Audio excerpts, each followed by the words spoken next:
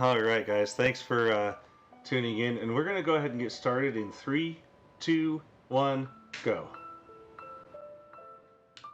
Um, so I wanted to start off by telling you guys a little bit about what's happened in the last 2 weeks since we ran this for Questing for Glory, Hope and Healing 2. I have been hard at work at making some pretty foundational changes, pretty significant improvements. The first of which you will notice on the bottom right of the screen. I actually completely replaced the controller that I was using to run the game up to this point, meaning we now have the ability to not only not crash, which has been a huge problem, but also show what's been happening, or show what the controller is actually doing every moment that it's trying to do something. So that's a huge improvement, I feel.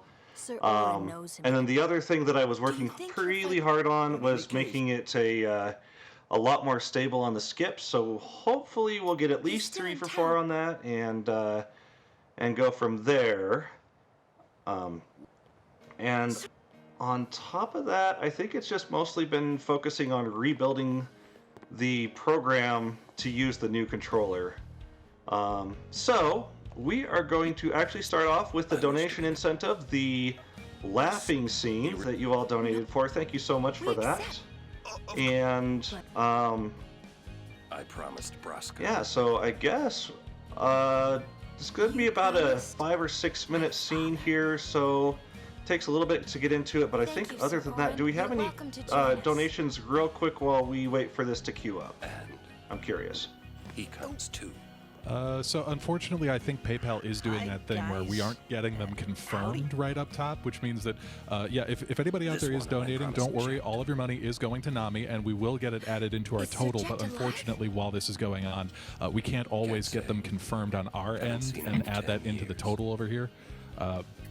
So yeah, unfortunately, I don't have any that I can read out right this moment, but... Yes, Okay. I'm looking Well, forward then in the meantime, while we wait, I also want to introduce my co-commentator for this run, who I know as MrTyton, but he seems to have many names. So you want to real quick introduce yourself while we get to the laughing scene? Hey, so I'm MrTyton. I run this game and a few other Final Fantasies, and I mostly write notes for them. I'm not actually a very good runner. The MrTyton thing is I have different nicknames in every single different server because I'm really bad at actually spelling things correctly. So, yeah. That's fantastic. He actually wrote the guide that then I used to build out this project, and then now it kind of feels full circle that now he's commenting on my project, which I think is fantastic. It's embarrassing to say this myself. Yeah, So this we're thing's coming right honestly up on the really left. cool. Summoners and their guardians Go ahead. are kind of like spirits. No. I mean, just like this whole project, it's like really cool. And it's like it's a monumental thing, and it's just it's sick. Thank you. Thank you. So we're coming right up on the laughing scene, so I want you to, everybody at home, laugh along with us. And the key is 7 ha's. So ha, ha, ha, ha, ha, ha, ha. And the last one always has the emphasis. So if you're going to do this along with us, go for 7. There's a couple times where it's not 7, but for the most part, we're going for 7. Come on. You ready? I hope you're ready at home. I can't do it, actually. I can't do it without laughing. Well, perfect. You're supposed to be laughing here.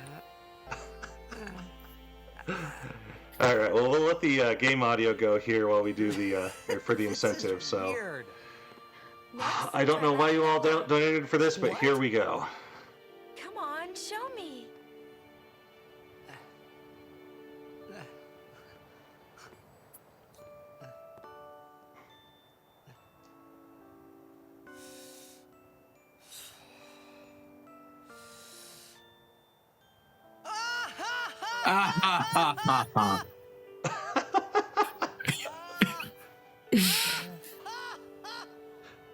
It's so bad.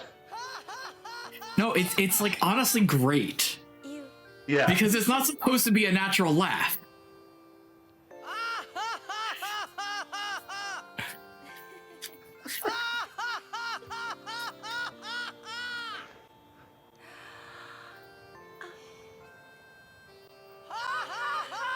Ha ha ha ha!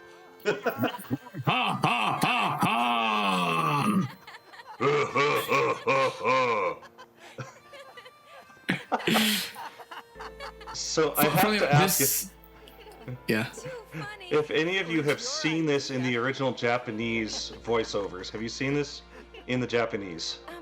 Thank you. I have not, no.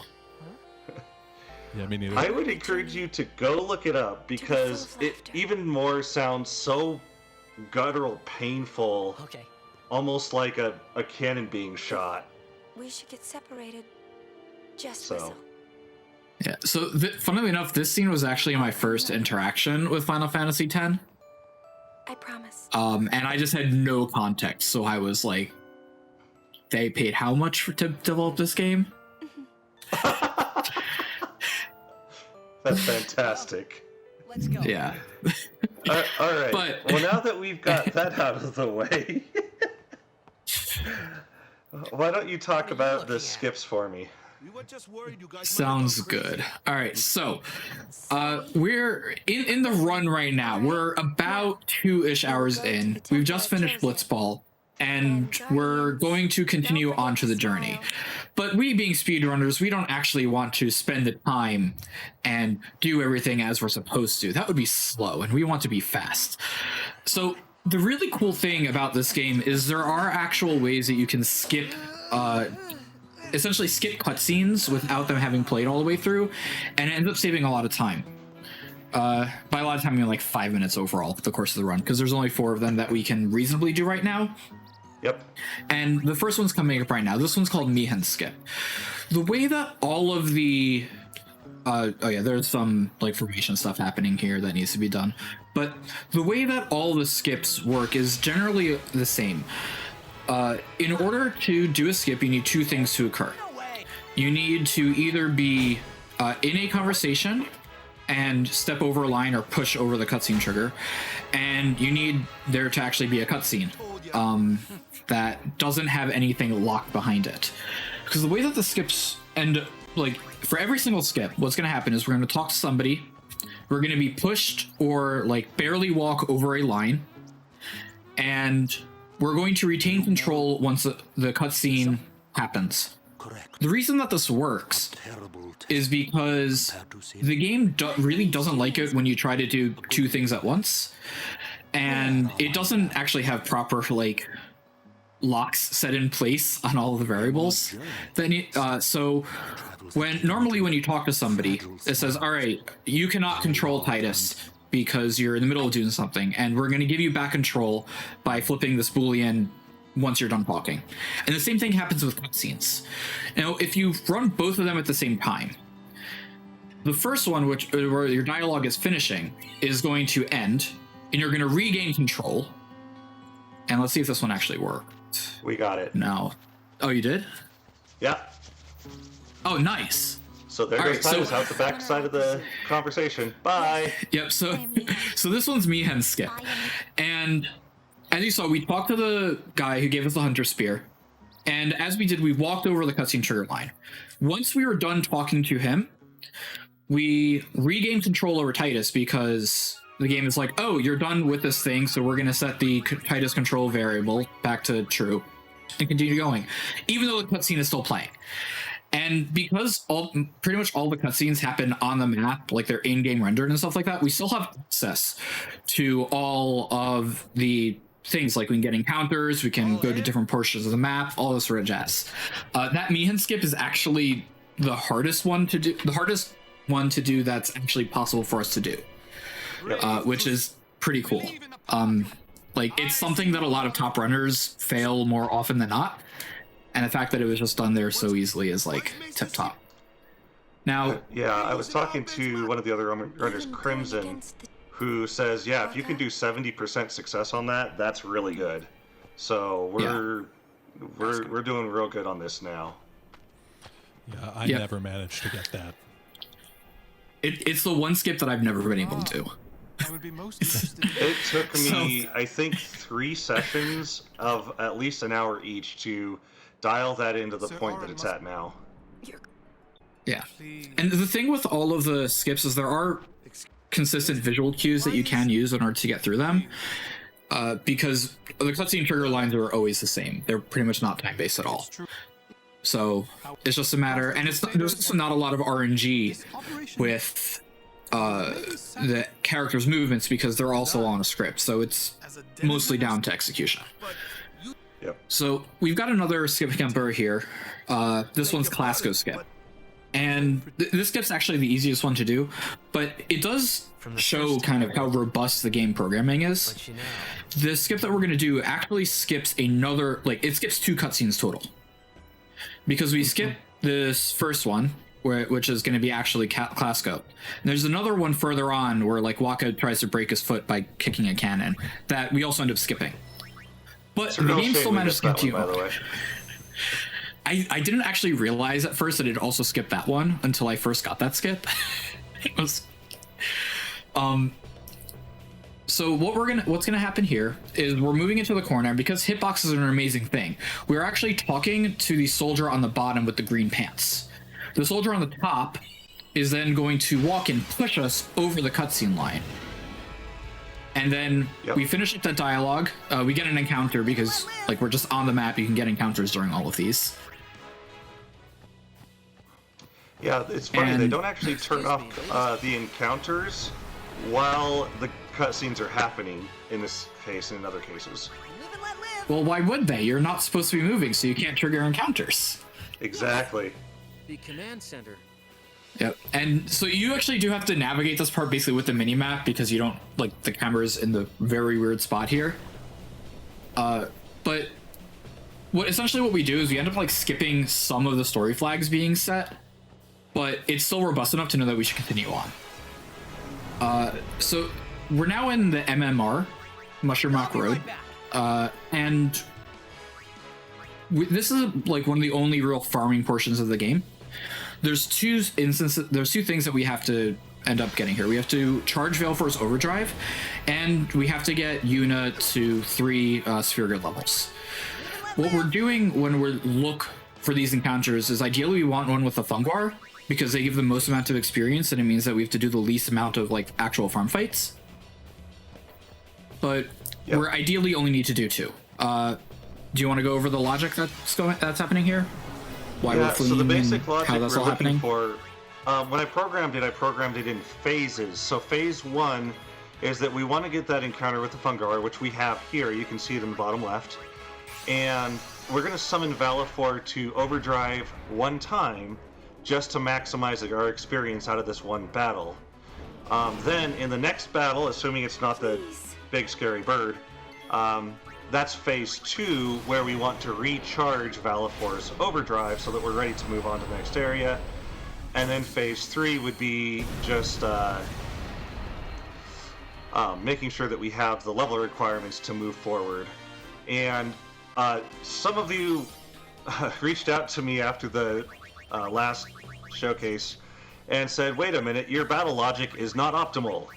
Correct. There are still improvements to be made in this area. So I would say don't at me, but I actually do want people to let me know when they find things that are wrong with this. So please do find things that are wrong or slow or anything like this and let me know. I am open to more feedback on this.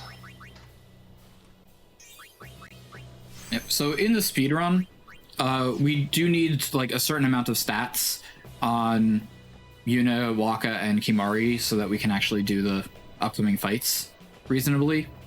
So that's just why we need to do a bit of grinding here.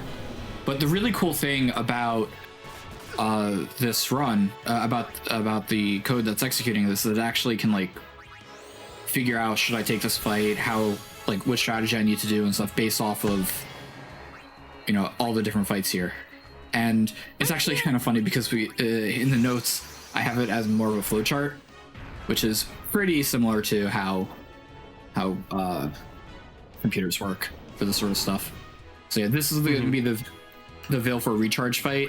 We have to kill one of the things first, because otherwise Valefor is going to take, like, way too much damage and it'll die, and that's really bad. So effectively what we're doing is we're taking 2 attacks from this fire elemental, one of which is boosted, the other is not. But if we take any damage from anything else, then we will actually like fail to recharge, and it messes it up. So each of the battles that can happen here is like really precisely programmed to make it so that we hit those 2 attacks, take in perfect recharge, and so that part, I have worked on Mushroom Rock Road so many times. This place gives me nightmares. As it probably should if you're running the game RTA. It's horrible. So just to go back to It can the be very awkward. Programming side of it, we've done the phase 1 and phase 2, which is to overdrive and then recharge the overdrive. Now we're just looking for levels, and we're going to have this formation of Yuna, then Waka, then Kimari, just until we hit that point of we've got enough levels. Yep. And the thing is about the other, the thing is with the other enemies that were in that fight, it just takes too long to actually try to kill them. So it's not worth sitting in the entire battle trying to kill them all. It's better just to kill the one that we can very quickly and then flee with Titus, because we still get experience for whatever we did kill during that point. Yeah. For some reason, Waka always delays before taking his turn here. I have yet to figure out why. I have looked through the code, and he shouldn't be doing that, and I don't know why, so... I won't go so easy on you next that's a time. weird one. And again, you'll see we're going to run back and forth right here. If you're looking at the console in the top left of the screen, you'll see it say something like checkpoint this, checkpoint that. Oh, and actually we made it. But the checkpoints... The logic there literally just says, if we have enough experience, move to this checkpoint, which is the one with the lift. Otherwise, go to this checkpoint 99, which is just an offshoot checkpoint to say, go over there and then come back. Then go over there, then come back, until we hit that condition of we're ready to move forward. I'll be right back. Yep. So now that we're done with the MMR farming, we're gonna stop after we get to the next step, right? We're not gonna do the fight. Yeah, right after the cutscene that we're not going to watch. Sure. I felt it was appropriate to at least show the cannons that Waka doesn't kick, so... But yeah, he's kicking it with a sandal on, and I just think that's questionable foot logic. So here are the cannons, nice and pretty. And we just run right past them. Normally there would be a cutscene here. So even though we managed to skip the like flag that says there should be a cutscene playing there, we still can continue on, and the flags just sort of normally get set. So now we're going to reset, and we're going to do the next skip, which is Guada Salam skip. Yep. This one used to be easier back on the original PS2 version of this game, but they, for some reason, changed the pathing of some of the characters for this one, for the remake, for the PS3 and 4 and PC versions of the game, and I think Xbox too, but I don't have an Xbox, so I don't know. But we can still do basically the same thing and get the same results. Yeah, do you want to talk about why you just like exited there and back in again? Yeah, absolutely. So the exit and the return there is entirely because we're running the exact same code as if we had just come from the far plane and all the storyline that's part of the far plane scene. And so to set up for that next section, starting with running down the road there to the party, we leave through the door and then return through the door, so it puts us in the same spot it would have put us if we had just watched a bunch of What if she doesn't even like the guy? Is that okay? far plane scenes. Wow. My brain just died. And we've still got an hour to go. It's all good. You don't need a brain because you've got the computer to do the thinking for you. Get married. That's right. The people of Spira. For you, Oh my goodness. just 2 ways down the All right, yeah. So, plot-wise, we've just visited the far plane. We saw the memories of our fallen past, and just don't get Yuna has been proposed to by Seymour, who's, we, ship that all the way. Definitely. That's what we all want. But anyway, so we're going to do the skip. We start by talking to this woman here, because it delays her walking. Then we're going to set up in front of here. That looks pretty good. And when we talk to this runner, the woman's now going to push us through there. We're going to trigger the Kamari cutscene. But then since, again, we stop talking to him, we regain control over Titus, and we get to navigate our way out of Guadasalam. Now, this is great for two reasons. One, there's another cutscene there that's, a few minutes long that we don't want to deal with. The other reason is that this way we actually get to skip the lightning dodge tutorial, and that's, just really slow. We don't want to deal with it. It saves like a lot of time, and if you're doing it RTA, there are ways that you can back up so that you still don't have to, watch those cutscenes.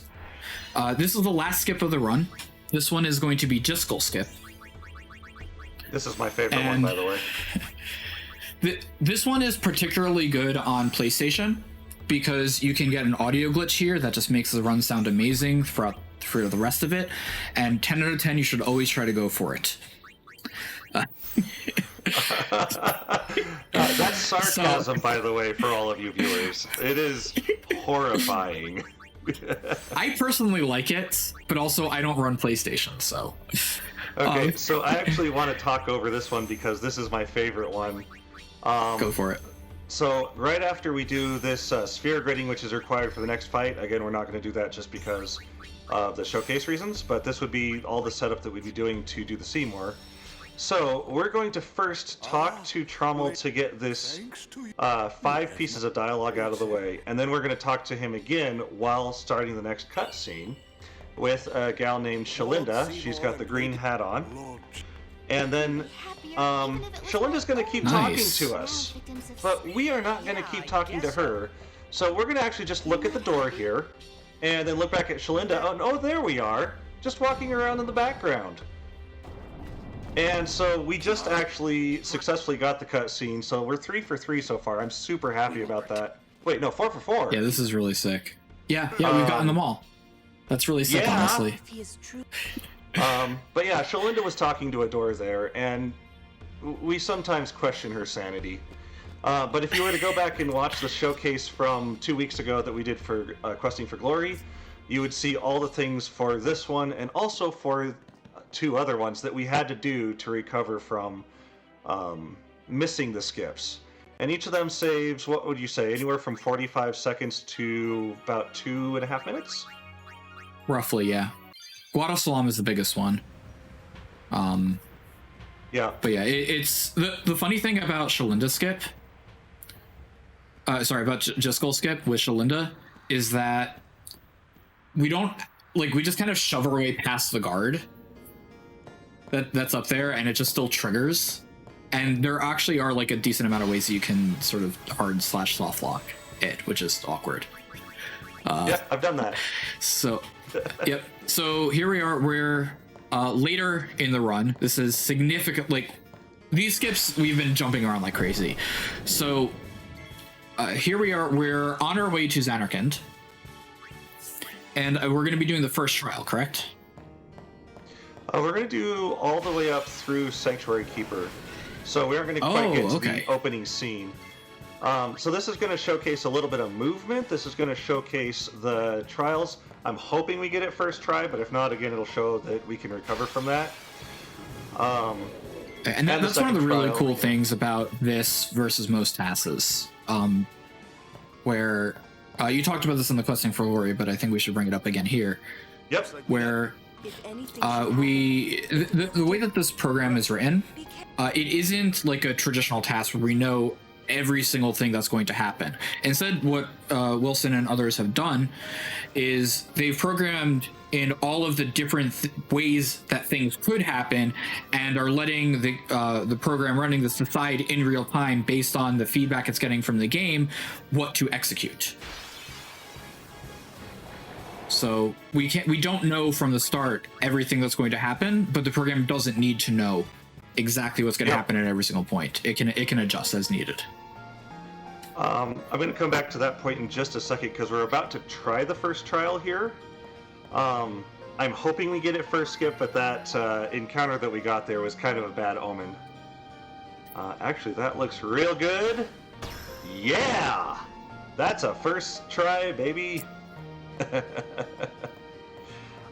So yeah, we do program it so that we minimize some of the randomness that can happen.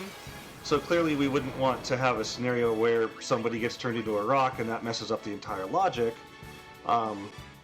So scenarios like that we try to mitigate by not getting into that situation in the first place. But yeah, there are areas where you'll program it to be right and come back to it repeatedly because something you didn't plan on then showed up and happened. That's kind of the frustration. Memory cursor is being worked on. Memory cursor is being worked on for those asking in chat. Oh, I can't see the chat from here. Yeah, no, it's all good. Yeah. This isn't complete, but Wilson and others are, constantly making improvements. Yeah. This is actually a good time to talk about where the project is at and going, because we've got a little bit of time now while we're going to run around and run away from battles and do the second trial. So at this point, we have a lot of consistency all the way up to Bavel when we're trying to rescue Yuna one of the 3 times she gets abducted. If you haven't played this casually, please do. It's hilarious.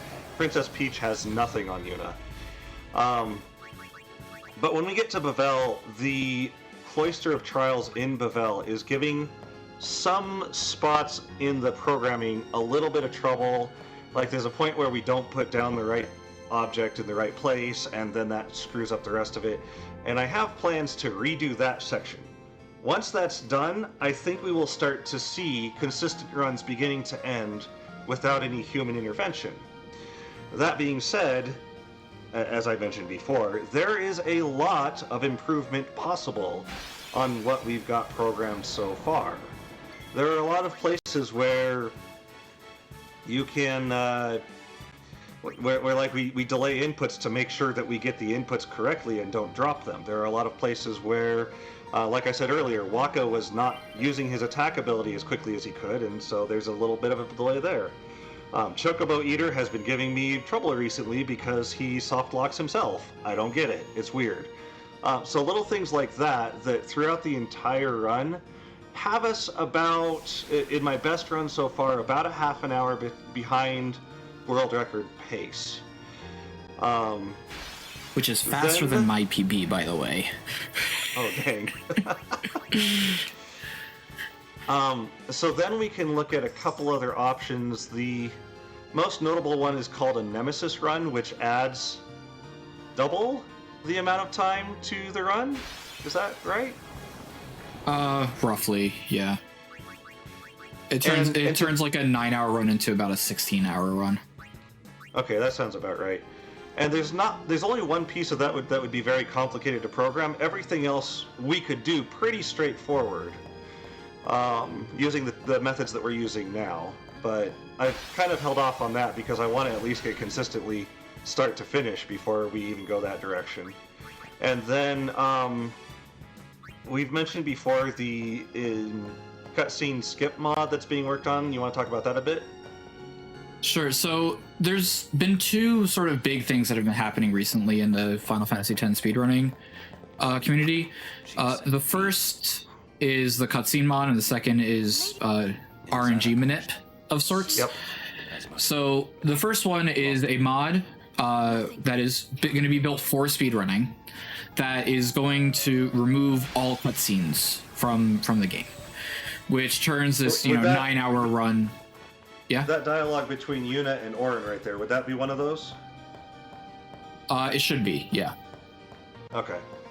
Like basically any dialogue, any cutscenes, any FMVs or whatever, just going to be skipped. So that turns this 9-hour run into, I think it's about like a 4.5 hour of sort. That's what I've seen so far, yeah. Yeah, which is significantly easier for people to complete. And so that's really exciting. It's being worked on by a lot of really great people. And the second is the RNG manipulation. So mostly thanks to the work of Rossi and Crimson and who else? A new guy named Peppy has been helping out with that. Yeah. So it turns out that most things in the game are seeded, and we can figure out what the seed is from the very first battle that we do, all the way back in the intro. And we can actually use that to try to manipulate our drops and get things like the no encounter armor, which saves about 10-15 minutes or so, depending, and like guaranteed lightning steel and things like that. So it's like things that are actively being worked on. It's really cool, and it's also not needed to get a good time. If anybody wants to learn how to speedrun this game, join the Blitzball Haters community Discord, and start picking it up and learn it, because it's honestly, it's a really fun run. It's super chill. It is very long, but it's not like a stressful long, because there are a lot of food and bathroom breaks in it from all the cutscenes. And the other nice thing is Gray Fox. Yes, Gray Fox as well. Gray Fox is using wrote the program that people are essentially using right now to do most of the manipulations. The other nice thing about learning this run is that you can put down the controller and walk away almost any time you feel like it. It obviously would affect a time if you were going for a PB, but it's not a run where, like, if you walk away, you get a game over. It's very much you can step away, go get a drink, go use the restroom, come back, and then keep working on learning the run. Also, we allow turbo now. Yes. Your age, actually. Which is really helpful for my fingers. But anyway, so yeah, that was Sanctuary Keeper. This section was actually like really cool to watch for me, because it is a lot of movement, there's a lot of escaping, there's like some mini puzzles, and then there is a fight. So it kind of shows everything that the program can do, sort of wrapped up all into one. Yeah. And it's really sick. Yep, so we're gonna reset now and egg hunt. Oh yeah, okay, so I'm gonna give a bit of background as to what the egg hunt is, and then Wilson can go over exactly how they set it up. So the egg hunt is the final minigame that happens before we fight, spoiler alert, Braska's final Aeon or Dadject. And this section's actually really annoying for people. The camera angle is awful, to put it simply. Yep. And the eggs randomly spawn and despawn, and you might not even see if they've spawned because they're hidden behind the camera. There's spikes in the ground that when they jut up the giant crystals, we run into them, you get into an encounter, and you can't always see them, and they just kind of spawn. So what people will do a lot of times is do like a walk jitter, where they will walk, but like spam, well, they'll run, but they'll spam the walk button so that they get a bit more chance to actually see things. But that's not what we're doing here. Wilson, you want to go over it? Yeah, so what we're doing here is that we actually know information about all of the eggs and all of the, I call them icicles, and also Titus and the camera. And that's important because the way that Titus moves changes with the camera. As you can see, it's kind of rotating around him slowly. So, because we already know where the eggs and icicles are, we can just tell Titus, you're going to go from your current location to where the egg is, and then maybe skirt around an icicle. And unfortunately, I think some you of got a the bit confused there. Say again? Yeah, so I think you got a bit confused there. Who's like dancing over the icicle spawn? Yeah, so unfortunately, since the showcase 2 weeks ago and the read done on the controller, something in my code here has actually gone a little awry. So it's got a spot where if it doesn't have an egg defined, it goes to this one spot, and it's supposed to have a second spot that then it'll go there and stay there for a little bit, then it'll come back and stay there for a little bit. Except it stopped going to that second spot. So we're just jittering over the one spot, and then the icicle, there's some kind of logic in the game's code to say, let's make sure the player keeps moving, spawn an icicle right underneath them. And that's why we got hit by 3 icicles there, when we should only really on a good run, get 0 to 1 icicles. Or crystals. Yep, that's what people tend to go to. That's what human runners tend to go for as well, 0 to 1. Yeah. So we're now going to do a little bit of prep and then go into the fight for BFA. And actually, we're going to go all the way through the end of the game here, and then reset one more time for another pretty awesome section. So this fight, and even the end of the game, has a little bit of history, because it used to have a different route, and now we have the Bahamut route. Yep. Why don't you go a little bit into the old route? All right, so for a very long time, the route for this game involved Riku's Overdrive, which is mix, and if we take items and mix them together with Overdrive, it gives our team effects. So for the longest time, the route was we would get Wings of Discovery by doing Chocobo races, use your mix in order to get Trio of 999s, and then either attack with that or throw items like Fire Gems, which are multi-hit use items, and they hit 5 times, so it's 50,000 damage whenever we want to do something. And it was a good route. It was a good route. It worked, but it was kind of slow in some aspects. We had to do Chocobo racing. With Lulu, we had to go and get bribes so we could get the Fire Gems that we need in order to throw things. We had to do a lot of gridding for like Titus and Kimari, and a lot of Overdrive filling for Riku, so that we would always have it up when we need to. So one day, I think it was Rusta that did most of the routing for this. It was like, what if we just made Yuna very swole? Because Yuna has, the ability to summon the Aeons, and the Aeons all scale off of Yuna's stats. And it turns out that Bahamut, who's the last Aeon that we get from Bevel, Bahamut scales off of Yuna's strength, and it's like an insane multiplier. I think it's like 3 times. And this just ends up being very, very fast, because we don't have to do any of the things that I just mentioned. We can just keep on going straight through the plot. We have to do gridding on Yuna, but we save it by not needing Lulu to get, a lot of the grids and stuff. And we just, most of the fights after Bevel end up being some Bahamut and Bahamut Smash. I hate you. And it's a lot easier. It's pretty great. Yeah, it's a lot easier. There's a lot less things that can go wrong. And it saves a significant chunk of time with it. So that's what we're going to be seeing for the next one fight, which is, us fighting against Jack Tier.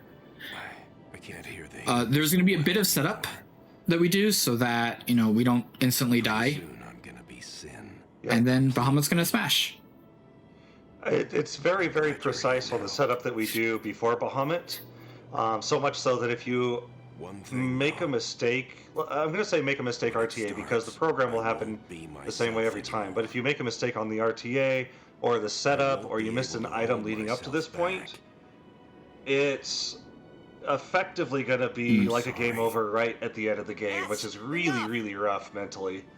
Let's finish this. But you'll see. All right. Go ahead. You're right. Go ahead. No, I've been corrected. It was Mies Baker and others that did a lot of the Bahamut initialization, so my apologies. I'm really bad with names. Well done.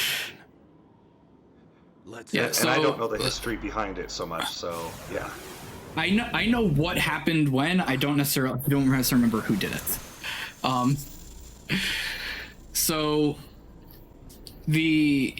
So one of the biggest things for new runners is XYZ. Like, I followed the notes and XYZ didn't happen, and usually it's just one node was missing the sphere grid. The way that the battles happen in this game is all the bosses are pretty scripted. We know exactly what their stats are, we know exactly what their battle logic is going to be, and we can also figure out things like the turn order. So the agility that is used to determine the turn order, the amount of strength, HP, all of this is calculated so that we have exactly the amount that we need throughout the entire run, and all the battles should happen extremely scripted. If you miss any of the nodes that give you any number of different strats, you're probably going to die at some point, and recovery can be, you can recover, it's just how much of an effort is it. Mm-hmm. I would say there's only really one boss that isn't just like straight scripted, and that would be the Seymour boss in Macalania, just because there's the randomness Trendy.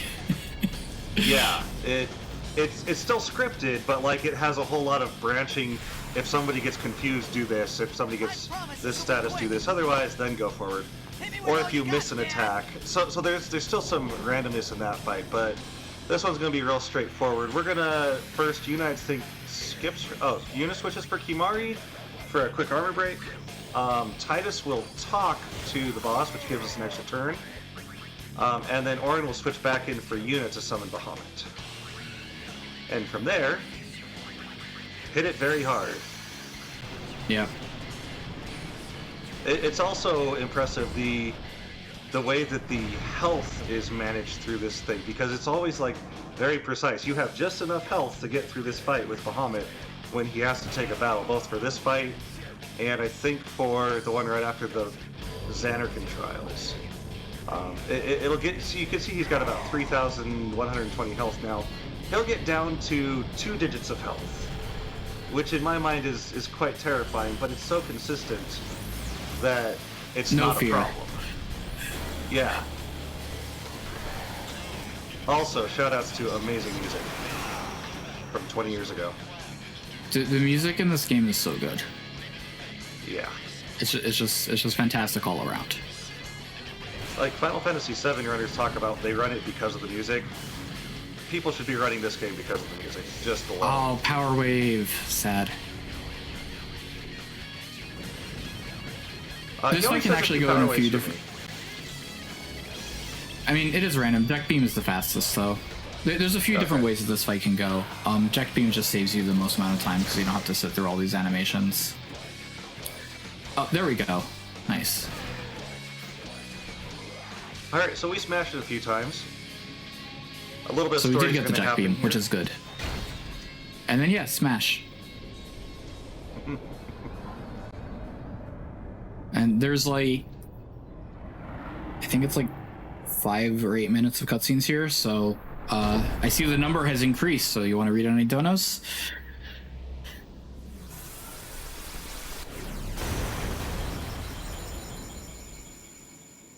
Hello? Do we have a host? All right, well, I can keep on talking about the run. For sure. Yeah, so, there's some cutscenes here. We're going to be fighting you, Yevon, in a bit. But, yeah, I highly recommend, like, anybody that is interested in this game or anybody that wants to, get into speedrunning with something that, it's pretty chill. Like, the high end level of this is pretty intense, but it's a very open run. I highly recommend that you join the Discord server, look on speedrun.com for the guides, and give it a shot. Everybody is more than willing to always help out, with basically anything. Hop into your stream or look at your VODs or things like that just to see what go wrong, or just like we have experienced runners who are like, oh no, I messed this thing up. How do I do it? And 3 people instantly respond like, all right, this is your backup strat. This should work. Don't we? So it's really great. And on the programming side of things, Wilson, I know that you talked a bit about future improvements, but is there ways that people can help if they want to? Yeah, so definitely come find us in the Blitzball Haters Fan Club Discord. Or I'm also pretty active on TASBot, but really definitely on the Blitzball Haters Fan Club. The FFX speedrunning community is really great. A lot of people have already helped out. I saw Inverted in the chat. He wrote all the movement tech that's been used through almost all of this now, moving from here to here to here. He wrote that for the egg hunt, and then I kind of modified it to work for the entire run. Crimson wrote a lot of the battles, especially the harder bosses, to get exactly right. But if you want to come help and rewrite a battle or do it all, change like the way that one pathing is changed, or fine tune just the checkpoints, we move from this checkpoint to this checkpoint to this checkpoint. We've got all of the code at this point, although I do need to refresh it, but we've got all the code up on GitHub. It's all Python code, and I would love to see more people help start pitching in on just those fine-tuning problems that I can't be bothered to get to. Yes. So to find the Final Fantasy X speedrunning community, go to speedrun.com, Here it type comes. in Final Fantasy X, and you will find us through that way. And we look forward to seeing you. So we got a couple battles coming up. Can I talk about that, or do you have a little more on that? You can go for these battles. Okay, so part of the storyline is that we're trying to end this cycle of death that Spira has been locked in for 1,000 years, and when we do that, we are going to lose access to our Aeons, you know, Bahamut, Shiva, Ifrit, all these Aeons that have become so valuable to us throughout the run. Yuna! So we have to fight them and take them down. So, I think we have a lot of money that we don't really need. Why don't we just throw that at them and see if that works? How do you feel about that? I've heard that money solves a lot of problems, and it can even help with mental health. Yeah. It sure can. Can you guys hear me now? Yes. Yes, we can. Awesome. Okay, thanks, guys. Yeah, there was a little bit of a tech issue, but yeah, we do have some donation comments I can read if this is a good time. Absolutely, go for it. Well, let me just say one thing. So, the order that we select the Aeons in here and the amount of gil that we throw, again, because of the stat manipulation and stuff that we've done, we know how much HP they all have. So we know exactly how much to throw at them every single time so that we get the kills. And that's basically like the end of the run. But yes, go for it. Awesome. Okay, so the first one I've got here is from Eggplant Wiz. It's for $100. I believe that they donated this during the last run that was the crowd control because their comment is, sorry, not sorry for trolling. So that was a fun time. I've also got $20 here from Anonymous that says, go glitches. And another $20 with no comment. This one is from Lat Mackie. Thank you very much. Oh, we have $25 here from Auntie Joe, who says, I will always try to support your philanthropy. Thank you so much for that. That is actually my aunt. Oh, so nice. Thank you for coming on and donating to Nami. It's wonderful that you're able to do that. And then, yeah, I've got a couple of donations here from Sire Salty, both in the amount of $20. He says, Sire Salty, here again to push Mega Man over the edge and bring Indigo Link forward. Thanks to the runners and programmers, this will be tripled alongside the original donation, making it $660 donated to Nami on behalf of TASBot. Thanks to the runners and programmers, all hail TASBot, the Lord and Master.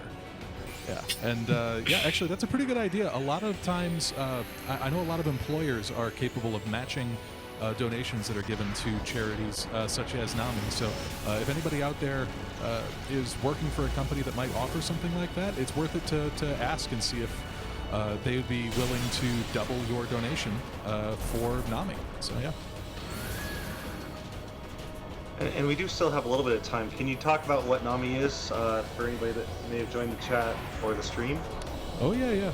Absolutely. NAMI is the National Alliance on Mental Illness, and all of the money that we are raising here is all going directly to them. Even if it's as little as $1, any amount that you can donate is going to go to great use because NAMI is the nation's largest grassroots mental health organization dedicated to building better lives for the millions of Americans affected by mental illness. Reports indicate that people are increasingly impacted by mental health conditions, and 1 in 5 live with a mental health condition, so chances are you or someone you know is affected. And NAMI needs your help to continue to expand their reach to help the people who need them most. And you can learn more about them at NAMI.org, NAMI.org. Yep, it's a great cause, great organization.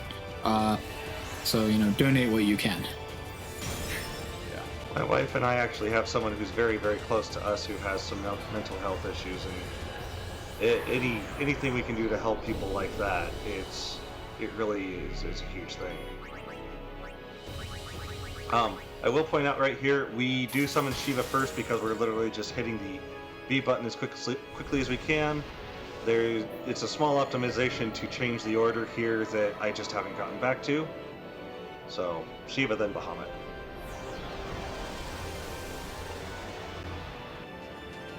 And here we go. So this is the second to last, battle of the game. But don't quite go away yet, because we still got more to show. One more nice long chill area to hang out in. Thank you for the help, Bahamut. You've been great. Here's your retirement fund. Just leave us alone now. I'm sure he won't come back and terrorize us in a future sequel or anything like that. I haven't actually played X2, so I'll take your word for it. Oh no! I'm sorry. Wait, Just there's spoiled a the game sequel for to you. this game? No, and do not go look. We don't need more people going out to play Magical Girl Dress Up the Game. But I like Magical Girl Dress Up the Game. I just guess I haven't played this one. Alright, so the strategy is going to be just a little bit better for the Yu Yevon fight because he will cure himself after being hit by any attacks or other things. So what we are going to do is first... Oh, I keep talking over you. No. I was saying, go. So the way that we get around that is that we make it so that any restorative things actually do the opposite by giving him the zombie status here. And then we throw a Phoenix down at him, which does the life, the ultimate restoration type of move, which instead of instantly restoring his life, it instantly ends his, if we can call it that, a life. Everyone? So that's how we actually end the game. And if you were running this game casually, we would then call time at that point, right as it changes scenes from the characters are still in battle to the him dissipating into the nothingness. But we're not going to call time there. We're going to keep going. We got one more awesome things to show. I will give you a clue. It is related to Lulu. Something that makes her a little bit happy. Yep. The nice thing about this fight, just casually, you can't actually lose at it. It's just how long do you want to spend? There's one way. There's one way that you can lose at this point. Sure, it's... Not now. That's not realistic. I know.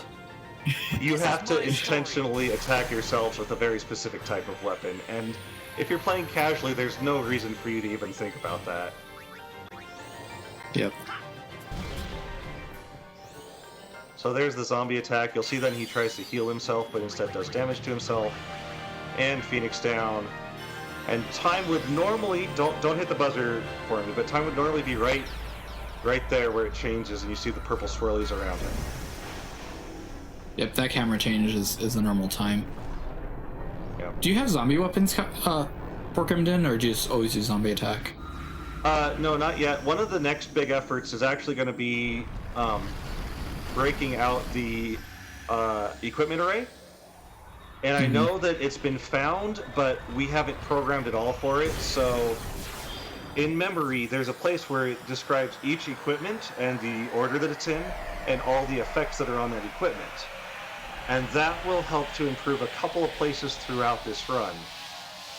For now, I don't have it programmed because I can work around it and just use the backup strat as the regular strat, so we always go for zombie attack instead of the zombie type weapons. But that would be an improvement to the run going forward. So that's a place that I could use some help if anybody wants to get into that. And there's the reset. Sounds so we're going to good. now go to the Macalania Woods and then backtrack by one screen.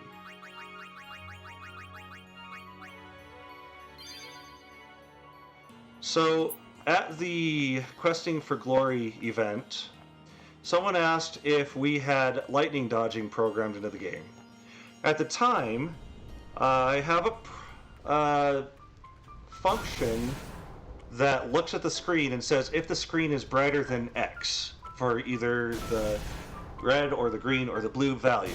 And that was getting it correct about 1 out of 3 lightning strikes. So it was a more or less a coin toss, or maybe a little less, on if we would get the lightning strikes to work. Over the last couple weeks, I dove deep into lightning. I tried to look to see if there was a value for you can now skip lightning, a 1 or a 0 for that kind of thing. I also looked to see if there was an RNG value that, when that shows up, indicates that we're about to get hit by lightning, and that didn't work. And I looked for a bunch of other things, and nothing seemed to work, until I remembered that there's this book at the Thunder Plains Agency, that tells you how many times lightning has struck towards you, and then how many times you have successfully dodged it. And that was the key to unlocking Perfect Lightning, which I got working about a week ago now.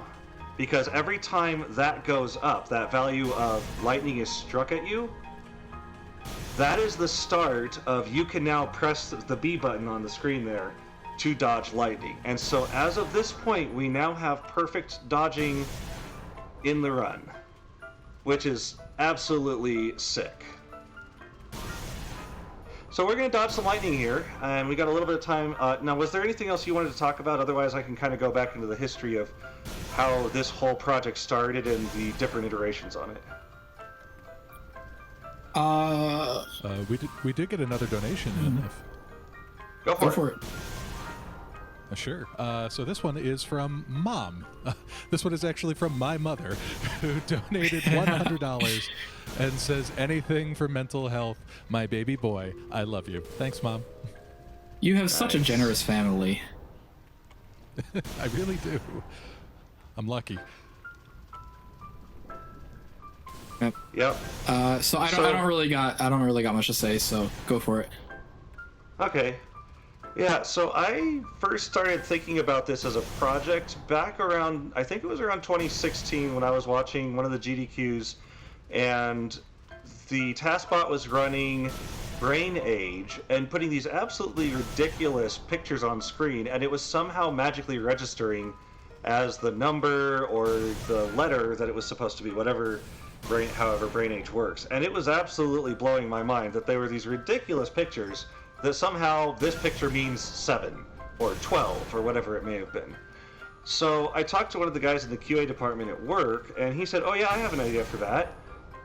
And he showed me this program called Chimpion, which is what it does is it looks for a pixel on the screen, or a few pixels in those few places on the screen, and it will then make a decision to do, if all of those register as exactly what you want them to be, it will then follow a sequence of commands to move this way, that way, or the other way. And so for about 14 months, about a year and 2 months, I worked in that program and got a run that was somewhat viable, but in order for it to work, it had to open the menu just to see where we are at any given time, and then was literally rearranging the party all the time in some places to sequence so that we would move, let's say, to the right once, and then move forward the next time, and then to the left once, and then forward, for example. And so every time we were opening the menu and changing the party, and then closing the menu, and then doing something. And the best run I got with that iteration was about 15 and a half hours, which is still sort of decent. But then when I started showing this off to some places in the speedrun community and in the TASBot community, people were like, "What are you doing? You need to write your own code." And that was actually Dwango that he and I had about a 2 or 3 hour conversation over what I was doing. And he's like, "Well, first of all, you're doing it wrong. You need to write your own code. You need to start doing that now." And second of all, he's like, "Yeah, this is not like anything that's ever happened before." So I took that entire thing and effectively scrapped it and started over writing code in Python. I actually learned Python to do this. I'm a programmer by trade, so it wasn't too much of a lift to learn it, but I learned Python, the language specifically, to work on this project, and started off just following kind of the same sequences as version 1 of the code. But I then took it to the next level of saying, okay, now we can, instead of just trying to barely move around, we can be a little more efficient with it. And that was kind of version 2 of this code. And then somebody said, well, wait a minute, you're doing it wrong again. You should be looking at memory and seeing all these values. And I was like, huh, that'd be really cool. I wonder if we can find Titus's position on the map. So someone kind of tutorialed me on how to find stuff in memory, and this Thunderplane section was actually the first place that I went to say, oh yeah, I'm going to go look at, to see if I can figure out where Titus is on the map. And I spent some time here, and eventually I found the coordinates for Titus, and started reprogramming things. Well, okay, we're gonna move in this way depending on where Titus is, and just kind of iterating on that process a little bit, I was able to kind of improve that version 2 into a much more efficient version of version 2, to where instead of it taking like 12 hours, we were now kind of getting efficient enough to compete versus actual players. And then the dreaded egg hunts that I didn't want to touch forever, Inverted from the TASBot community basically took that and ran with it and dumped this code on me and said, give this a shot. And I put that in, and it was near perfect. I want to say first try. I'm sure he iterated a few times, but basically I dropped that code and it worked first try, and then we improved it a little bit from there. And we have to go back and figure out what's wrong with it now, but and that has been the story of about the last 28 months of my life, excluding personal stuff that happened elsewise. We had a baby and stuff like that obviously cut into some of the time for this.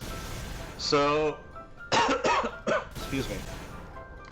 So it has been a very, very, very long process of me programming this project and improving this project and redoing this project and starting over from scratch once.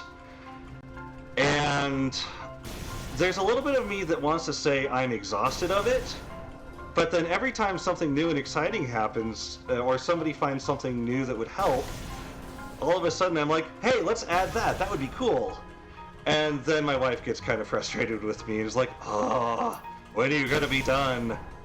So that's been kind of the cycle. But I do think we're very, very close now to a run that is not only competitive, but also consistently getting through the project without errors. Question: what's like the execution time for the logic? So the programming and can like actually inputs run and stuff. faster than the game can register it.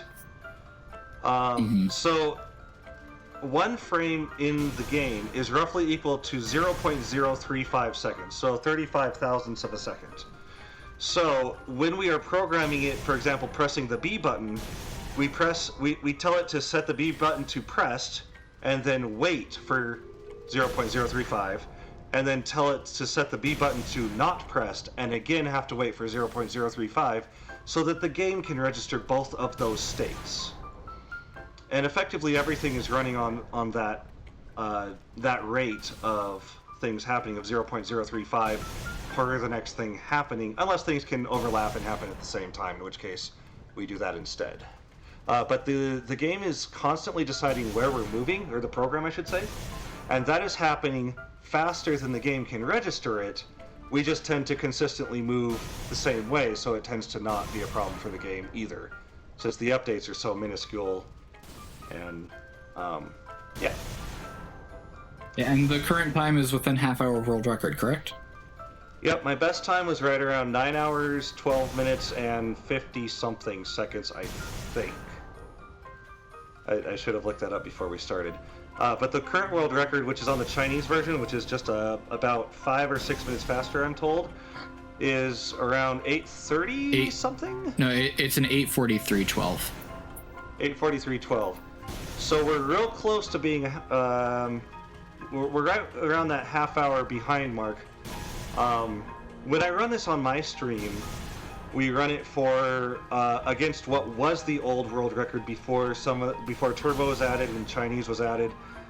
So I'm competing, I think, right now against about an 8:56. That's my goal with this. Sounds good. So we discussed it earlier. After this, the next step would probably be doing Nemesis, which instead of being a 9-hour run is more like a 16-hour run.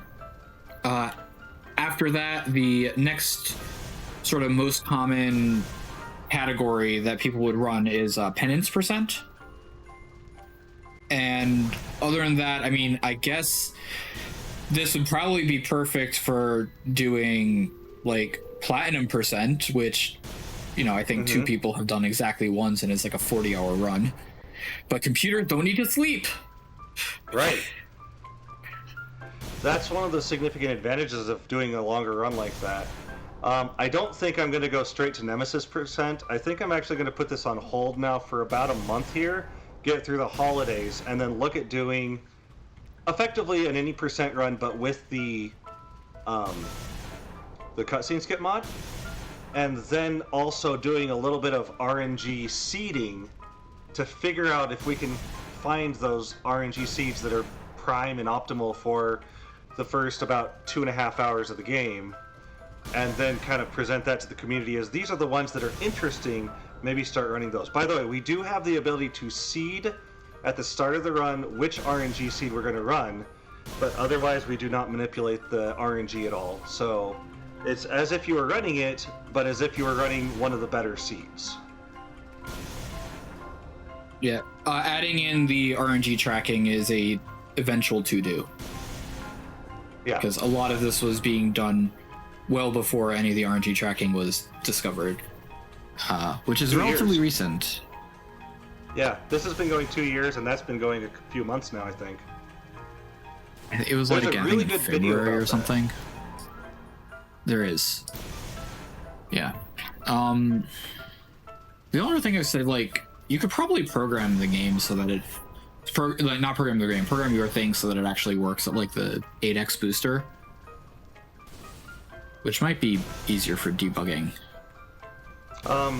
Like full In runs. theory, yes. I don't know how it affects frame rates and that 0.035 that I mentioned earlier.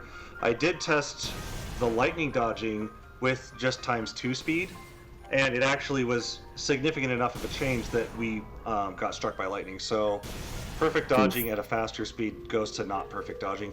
Could it be fixed? Could it be improved? Yeah, probably. So,